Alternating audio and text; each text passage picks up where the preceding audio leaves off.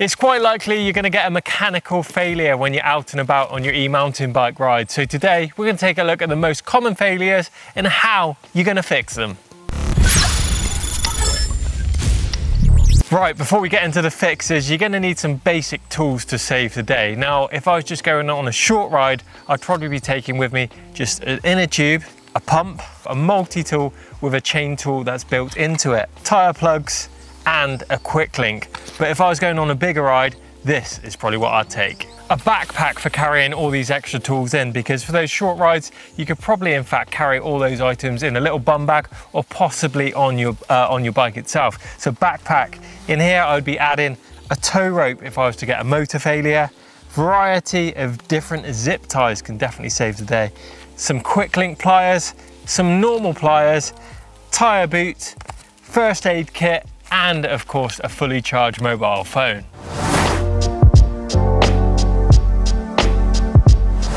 The chain on your e-mountain bike is one of the items that is probably most likely to fail at some point when you're out on your ride. Chains, when they're put under high stress, for instance climbing up a steep bank under power, can unfortunately snap. Now this is a very easy fix if you've got a chain tool in your riding bag and of course a quick link. Right, so if you have snapped your chain, it's a pretty simple fix to do on the side of the trail with the correct tools. First thing we're going to do is make sure that the power is turned off. So you definitely don't want any power going to the motor on this.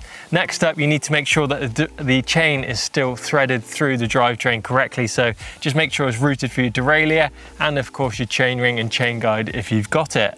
Now you need to inspect both ends of the broken chain. For the quick link to work, you're going to need two blunt ends of the chain.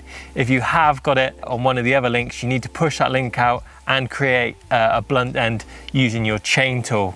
And once you do have those two blunt ends, if you've got a SRAM derailleur, you can push the derailleur forward and use it to lock the cage in place. That means it's going to give you a lot more free chain. And of course, if you're using a Shimano derailleur, just make sure your clutch is turned off. You can of course give yourself more slack if you take it off the front chain ring if you are finding it quite tight. Then all we do is get the quick link into position, each side of the chain opposing those two pins. Pretty simple, just push that through.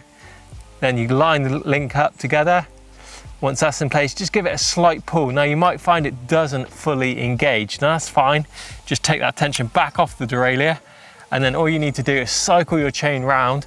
And once that quick link is at the top of your chain, you can just hold the back brake, crank the crank down, and that will actually click that quick link into place. You can get off and hit the trails once again. And if you haven't got a quick link on your chain, sometimes you can get by bodging your chain using just a chain tool. And the way that we do this is by simply just driving out one of the pins nearly till it's fully out of the chain. We create a blunt end on the other end of the chain, join them together, and then push the pin back through. Sometimes this will work and you can limp home with this, but it is definitely not a long-term fix. A free hub failure on a big ride can be an absolute nightmare. Now, a free hub failure means that the cassette won't engage drive to your back wheel, meaning you're going to turn the cranks and the whole drivetrain is simply going to spin round and not drive you anywhere. Now, the beauty of this fix is that with an e-mountain bike, you have a front freewheel on the cranks too. So this is a little bit of a bodge, but it's definitely going to get you home. So to fix this one, we just need a few simple zip ties. Now these cost literally pence, but they can definitely save your day. And all we do with these is just thread them through the cassette and join them onto the spokes on the back of the wheel. Now this is going to make the cassette fix to those spokes, and in turn with that front freewheel that you've got on your motor will allow that whole drivetrain to work once again. And the great thing about this is that front freewheel design on the crank, when it comes to a downhill section, your whole drive will be spinning, but your cranks won't be. So if you did this on a standard mountain bike, you'd pretty much be turning that bike into a fixie. But you definitely do need to take caution with this one. One thing is your top gear is going to be out of use due to the zip ties holding the cassette to the spokes. And of course, you've got a drivetrain that is constantly moving. So if you misshift a gear or something jams up, you could potentially annihilate things like your derailleur and spokes and things like that. So just take care with this one to get home.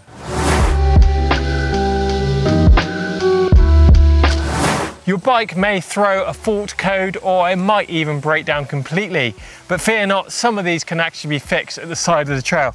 One thing that is important though is to know the difference between a fault and a complete failure. Now, a fault could be something very simple like a speed sensor issue, like a dirty sensor or a misaligned magnet, something like that. That can be easily fixed on the side of the trail. A failure, however, that could be something like a drive belt snapping within the motor or maybe a bearing collapsing, something like that. Two very different scenarios. One can be fixed and one could mean that tow rope or a long push home. Now, all different motor manufacturers will have different fault codes associated with different faults that you may get within your bike. Now, this is a chance to get inside your owner's manual and have a look at those fault codes, or maybe Google it to see what that problem is. And some bikes, obviously, if you've got the app that connects to it, it will actually tell you what the problem is within that app. And yet, sometimes that on-off on the power button might save your day, but don't rely on that one because it will bite back at the worst time possible. And lastly, you need to think about how your bike stopped working. This could give you vital information. For instance, if you were crossing a river, it could mean that you've got water inside your motor and it's possibly not getting a good connection there. Or was it after a crash? Maybe your bars are span round and you've ripped a wire out of the head unit, meaning you get no display information. All vital ways of working out why that e-bike isn't working. Maybe you can remove the outer covers of the motor, get in there and have a bit of a closer look and check all those connections too.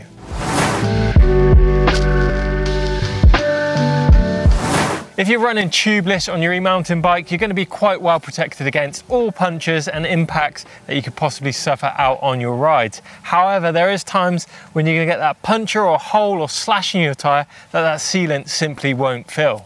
The first option to try if that hole is too big for that sealant to seal is to use a tyre plug. Now, these are really simple to use and all they do is simply stick in your tyre and reduce the diameter of that hole, allowing the sealant to do its original job of plugging that hole. Now with these, all you do is locate the hole in your tyre. Should be easy to see with all the sealant in there. And you have the tool, you insert this, then you ream the hole out.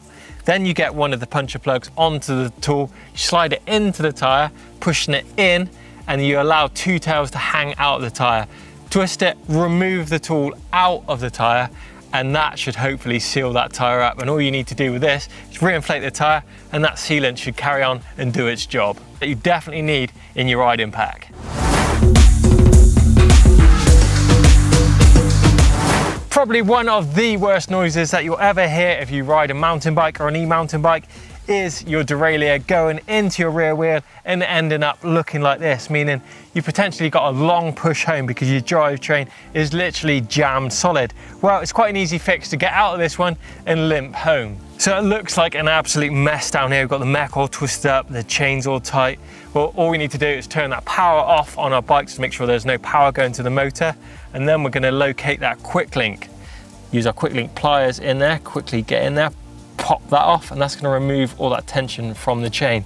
Bearing in mind now that your chain's going to need to come off your chain ring and back off your cassette. So we're just going to take that off the cassette first. There you go, and that's allowed that derailleur to drop down. Just make sure your quick link isn't falling off. Keep that nice and safe because you're going to need that later on. Now all we're going to do is, if you've got any snap bit of your derailleur left hanging in there, take that out of the hanger, and then we've got a pinch bolt on the bottom here. That's just to hold the cable in place. Undo that one, release that cable. Okay, so we've undone the pinch bolt on the rear derailleur. Now you might have a cable tidy or a crimp on the end of your gear cable. Now it's quite simple to remove this. All you need is a set of pliers, or if you've got strong hands, you might in fact be able to pull it off. And all we do is just simply squash that, and then that will pull off the end of the gear cable pretty simply. Right, with that removed, you can safely remove the gear cable from the derailleur. Now with this outer cable, you can just zip tie it up to your swing arm or your seat stay, get it out of the way of the cassette. Now just wind the chain out of the jockey wheels, simply just pull that through quite easily. And now all we need to do is shorten that chain to make it into a single speed. So all we're going to do is refit that chain to the bike, get it onto the front chain ring. So get that through there. Give that a quick crank round, just as easy as that look. Now once you've got your chain fed through onto your cassette, you want to aim for a mid-range kind of cog on the back. So if you've got 12 speed, maybe aim for around that 6 cog. Also look at your chain line from the chain ring. You kind of want it running as parallel to that front chain ring as possible.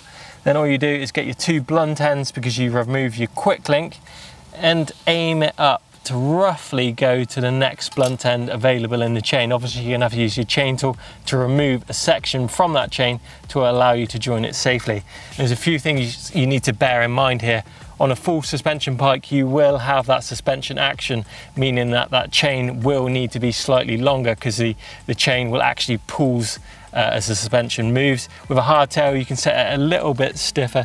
So once you have selected which cog you want on your cassette, it's time to shorten your chain to 2 blunt ends like we did earlier on in the video in that chain snapping scenario. 2 blunt ends, insert your quick link into this, join that chain, and then you can ride on very tentatively. Keep that short section of chain, and you can actually reuse it using another quick link once you get home and reinstall that derailleur and still get some life out your old chain and your cassette. So there you go, a few things that might happen to you out on your ride, and hopefully those hacks and bodges should get you running again. Get involved in the comments box down below if you've got any great hacks or bodges, if you encounter any of those technical problems. Love to hear from you guys. Give us a thumbs up if you enjoyed it. Make sure you subscribe to us here on ENBN and get in that merch shop to check out all the latest new kit.